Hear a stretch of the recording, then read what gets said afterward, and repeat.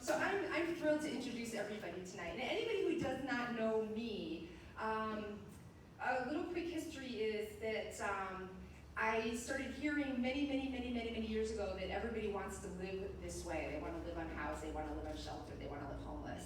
And I was like, I'm never hearing any of that. I don't know where that's coming from. So after working for the Department of Health with the mental health department, working at Mental Health Kukua, running their day program, helping with Aloha House. I know all about the Crisis Mobile Outreach Team and that contract. Running Ho'omoana Foundation, which is a private foundation, which was very interesting. I decided in order to really do what I need to do, I need to start out by just being free of all entanglements and contracts and learn from individuals. So that's how Share Your Mana started. And so it was about 4 years ago, before the pandemic. And so I just wanted to let everybody know a little bit about why and how Share Your Mana has gotten here. Tonight you're going to meet our advisory committee, and we have 7 people who are here this evening. And we're probably not going to be able to stay through the entire evening because if you live unhoused and you're on a wait list and you're in a tent or you're in a car, your life is illegal outside of this room right here, parked in this parking lot.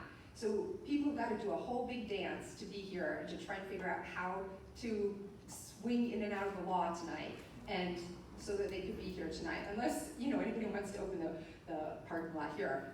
That's not a bad idea, is it? Right? Okay. Anyway, I'm going to introduce, because we only have 20 minutes, and 20 minutes is only a moment, a blip in time to introduce you and to really just kind of hear from their experiences, but to let you know, this crew is freaking working their butt off to bring solutions, to bring a good attitude, to try and tell you how hard their life is, but they're always going to show up. They never, ever, ever let me down. And I don't know that I can say that about very many people in my life, but whatever they're going through. So I am so proud. And let's see, who's gonna go first? I think, let me introduce Laura. So, go ahead, Laura. And she's got the mic right there. Aloha. Aloha. Aloha. My name is Laura, longtime resident of HCA. I raised my daughter here on the island, and she's now 20, living on the mainland.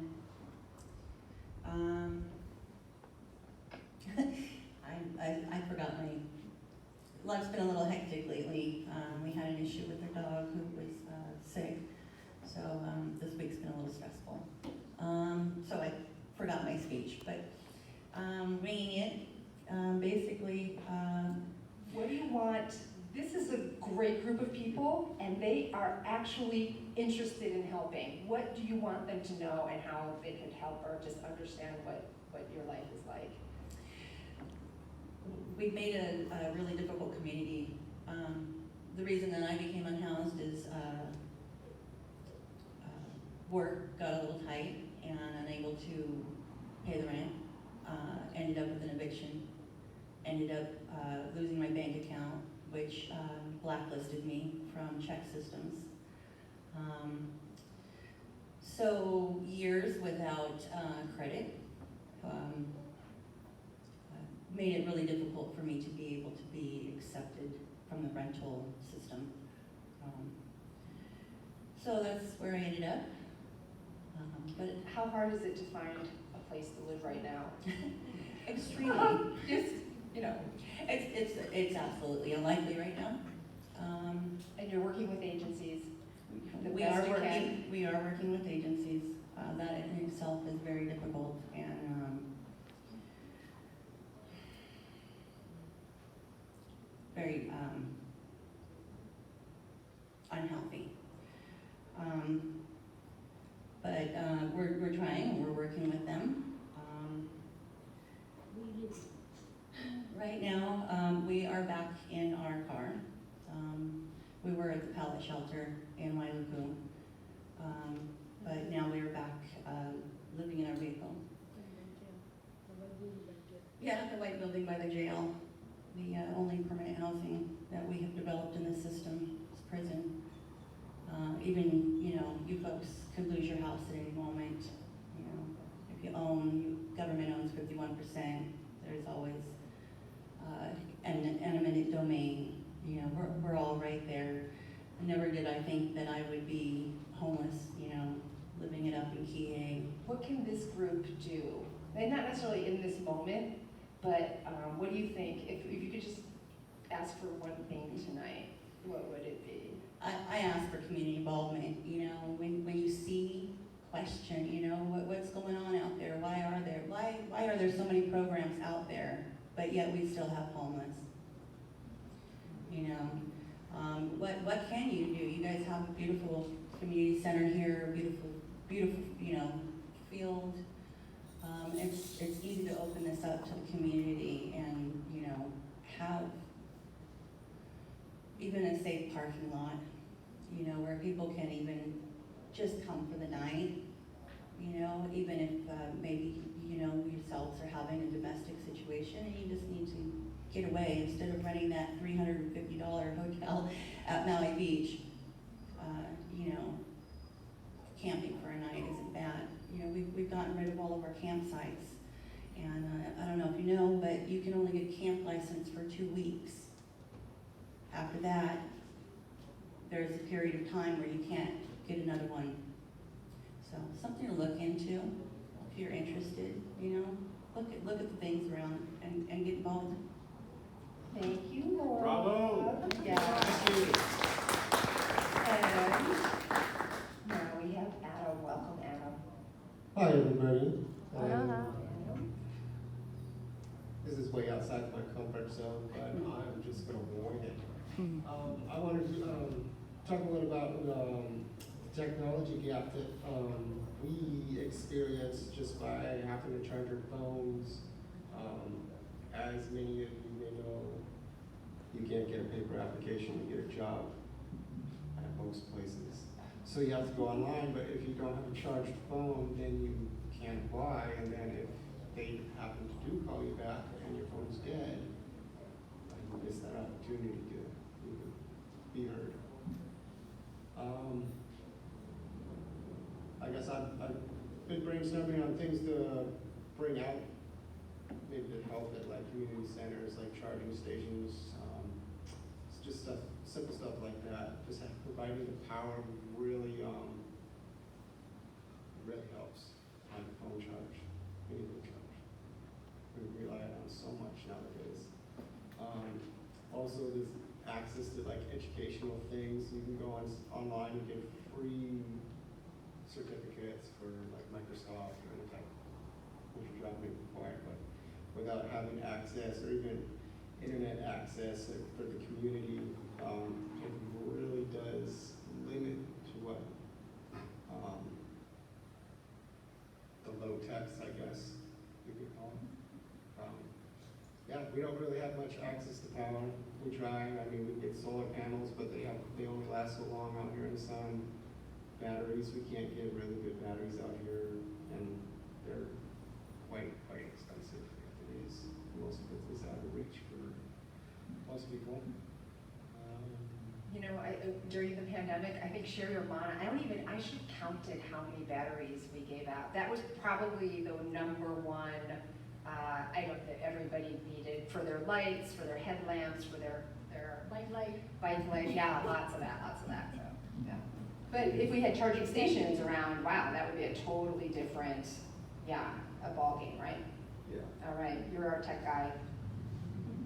I know. Thanks, Adam. Thank you, folks. All right. We're gonna move that down to Jess. You should better go because I'm gonna take a very time. No, I'm gonna reel you in, girl. Jess is a fireball, and her life and her experience is really touching. And this is just a meet and greet. Okay, we got a lot more work to do. We're gonna win people in tonight. We're gonna get a lot more help. So this is not all on your shoulders tonight, Ms. Jess. Okay. Good evening, everybody. My name is Jessica Lau. I became unsheltered March of 2020 during the pandemic. I'm originally from here, the island of Maui. I grew up in the beginning at NASCA. when they had the quantified houses, and then we moved to Haiku, to the housing project. I'm the youngest, out of 8. And you know, growing up, we see this all the time. And I never knew, but I moved away, I came back, and through this pandemic, I was in the tour industry. I did the HANA tour. My ancestors come from HANA, from Ula, you know. When they did the stay-at-home order and they shut down a lot of the tour companies, they didn't have jobs. But at the same time, they told us guys to go unemployment. We went unemployment. Well, unemployment took them 7.5 months for them paying me. Even after they said I could talk. But through that time, when they opened the doors for me to go back to work, I went back to work. At a temp agency, making $15 an hour, half of what I was making as a tour guide. I have a son that was supervisor leads to me that has a mental disability. His anxiety is because of the choices I made in life in the mainland. But he's still my son. You mean? And so part of my goal coming back was to get onto the Hawaiian homestead land, and part of that is not to be in debt. So through the 6 years I've been back home, I cleared up my debt, and all I have is $3,000 from my $16,000 student loan. The tears you see is tears of anger, because this unsheltered don't stop here. I just realized the low income housing project in Haiku, Halemakana, if you're an SSI and you only get paid $870 a month, you do not qualify. And that's that burning that is inside me that makes me so angry, because one day I will be on SSI. And many, you don't see it. I don't know if you noticed, if you drive on the bypass, right at the beginning of the bypass, look over to your left-hand side, you will see colors in those streets. Those colors are people that had lost hope because the only resource center you can go to is Family Life Center. One that got money. And it don't matter, that's their thing. But you're putting people and housing them in houses with not even jobs. I've been working through this whole thing. Today I work 2 jobs. Aloha Maui Limousine in the morning and fleet services at night. Well, my son is in mental health school because I cannot help him with that. I don't have the experience, because I can only speak from experience, but I will learn. Because when during this pandemic, as a female, a single female living in your car and go to work, no matter what time they told me to go to work, and I went, I needed one place for shower and one place to use the restroom. My dad made me be a member of that holiday down in Kauai Harbor. And that water's there at night, regardless if it's 1 o'clock, 2, 3, all depends on the time I start. I would shower right there and that water is warm, and not many people know, and I don't tell anybody. You mean? But then I have to go find me another place for shower. You mean, but something told me as I was going to work that I didn't want to be at work and have my stuff come back and have my stuff be gone. I mean, because that's all I had left in my life. So I moved down to where we call Pu'uhonua o Kanaha. And I met my fellow friends, my family today. And the only way you can know what we go through is you gotta go through it. So when you ask someone for resources, you get to 211 or whatever you gotta call. But the resources for those that are unsheltered, and I've met many people that want to go back to work, but they don't have phones. Or even if they use their friend's phone, you think their friend will come back? Unless they got something phone, they won't come back. I don't know, no, I see you when I see you. So you don't even get your message. They don't even have devices. They're trying to get on their feet. And that was my one thing when I moved back home. I needed 90 days to lay my head without anybody bitching at me, but allow me to do what needed to be done. And so I moved with my sister. And I'll never go back to my sister. Both of them, they're squirty. And it's just, I cannot, that mentality of me, because they're my sisters, I gotta love them from a distance. And my family's offered places for me to stay, but when you work in the tour industry, you don't have a set hours. And like even now, I'll go to work 8:15 to a certain time, and I gotta come back at 11 to 2 to be somebody's DD driver for a group, which is okay for me because I need that money to be able to stay above water. But when you have places that they tell you to go, you got people coming from mental illness, people that's been molested, people that come from domestic violence. From every different walk of life. So we're like fall in different categories. But at the same time, I always said, if it's not for me, it's for those behind me. What's gonna happen? This unsheltered is not gonna stop right here. Because sooner or later, you're gonna have those with SSI, they can't get along with their family. They will be unsheltered themselves, and not many know because many have property that they can go on, they can live on. So Jess, And that's what because we we only have a couple minutes, this is a great group of people. What would you ask them? How can they help? And it doesn't mean this exact moment, but just in general. It's an area where those that are unsheltered can be able to go and know that they will be safe, they're not gonna be harassed, they're not gonna get cited. I mean, like, they talk about parking lots, but half of the people's cars don't even run. You gotta tow them in and then, tow them out 7 o'clock in the morning? I don't know, I guess everybody's head put together will make a big difference. But it goes beyond that. But first of all, it's being able to know you can go and stay in an area which they did down at Kanaha, but it hasn't been open. I mean, it's through this pandemic, but it's crazy out there. And people can only hold their sanity for so long. That's why you can't even find them when they gotta go get their medication, because they don't even have no contact, or they don't have an area where they can go to. You go to Family Life Center, they should shut the door on you. They promise you things, and they just don't do what they say. They were my case managers, and the reason why a lot of us guys was left on Kanaha after the first time they came there is because they told us we wasn't qualified, because we asked another agency to give us kind of homeless verification. So, I don't know, I guess put everybody's head together, and Yeah, what maybe they we can can start do, some more they will. committees, maybe some more committees to kind of sort some of that out, yeah. So that's where we at right now. I live at the shelter right now, but I'm still unsheltered. Yeah. Thank you, Jess. And Auntie Sonia, oh my God, I know how nervous you are. Thank you for being here, yeah. Hello everyone, my name is Sonia. I'm a native Hawaiian. I was born on Oahu and moved here in 91. I lived unhoused in my car for many years. I've been on many housing waiting lists for many years.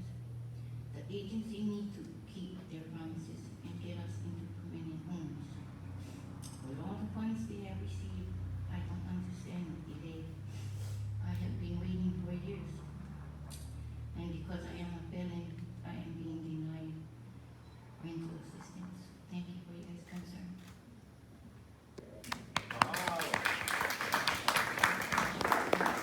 So, Share Your Mouth has some brochures. There is no easy way to talk about this stuff. And so anybody who sees me on county council, I tell these guys all the time, I'm like, oh God, I was like, everybody just was like, oh God, it's Lisa again. But, we gotta tell the stories.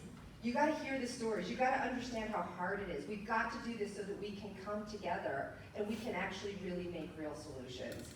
And so I am eternally grateful, and I actually feel like I could just fall over and just go elevate now, because the courage it took for this crew to come together and become an advisory committee is first rate, and we want to work together. We want solutions. I've never met anyone who didn't want help. So we want to get that across to you tonight. And I'm just so proud of everybody. And I love being at Haiku Community Association, so thank you so much for being here. Faith has some brochures. Oh, you're good. You passed them out. Yeah. Can we stand and give them an ovation, you guys? Oh. This has took so much bravery. Thank you.